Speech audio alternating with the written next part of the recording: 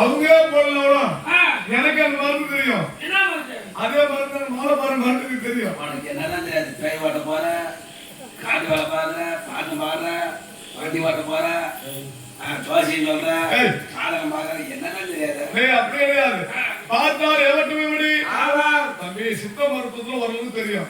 இப்ப நீ சொல்லி ஜாதகம் வந்து தெரியாது. ஏன்னா போய் சொல்ற கையில பஞ்சாங்கத்தை அப்புறம் வச்சிருக்கீங்க. பஞ்சாங்கம் நம்ம பார்க்கலாம். ஏன் எல்லாரும் பார்க்கலாம்.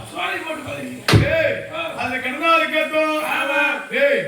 இப்ப எது அடிச்சுக்கணும் நமக்கு என்ன யார் அடிச்சுக்கணும் நமக்கு இல்ல வேணும் என்று நிர்வகிக்கும் போது பார்த்தாரு போது சரி மாப்பிள்ளை கூட்டுவா என்று மகளை விட்டு மாப்பிள்ளை எடுத்தார்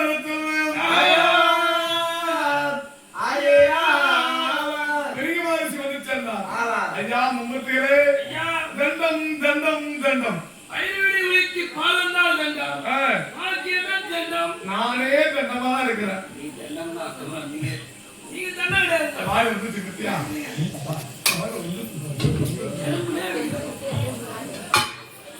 அப்புறம் ஆறாவே பேச வந்து கூட ஒரு வயசுல மாடி அடிக்க முடியாது. நாய் அடிக்கிற மாதிரி அடிக்கிறேன் மாட்டேங்குதானா இப்படிலாம் அடிக்கிறவங்க செத்து போனதுக்கு அப்புறம் என்னவா போவாங்க தெரியுங்களா? மாடு கழுதை மாடு நாயா போயிடுவாங்க. ஆமா நாய் ஜாதிதான்.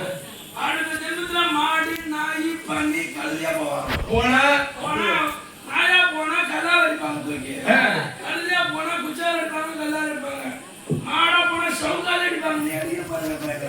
சவுக்கால அடிப்பாங்க. சரி சரி. அதனாலதான் நான் யாரையும் திட்ட மாட்டேன், பொய் பேச மாட்டேன், சொல்ல மாட்டேன்.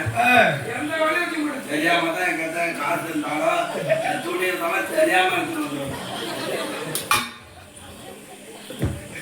பார்த்தா ஏவட்டு தம்பி இந்த பிறவி விட்டு அடுத்த பிரிவியோட பிரிவு என்னன்னு தெரியும்.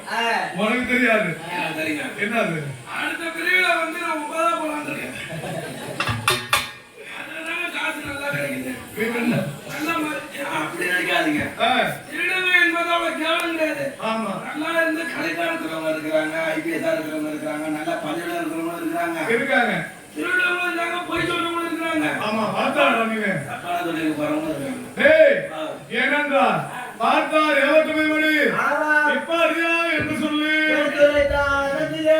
கேட்டு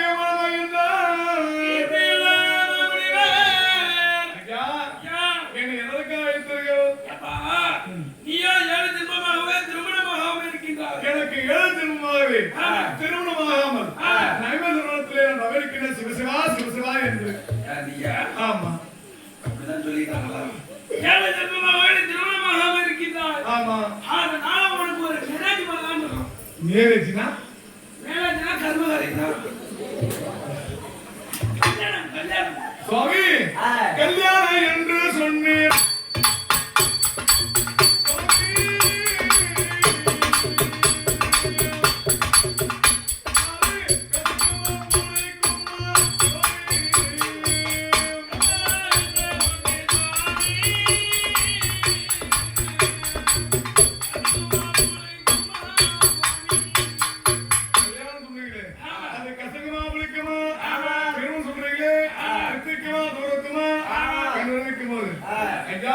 ஒரு பொண்ணை பார்த்து கிளம்புவாங்க.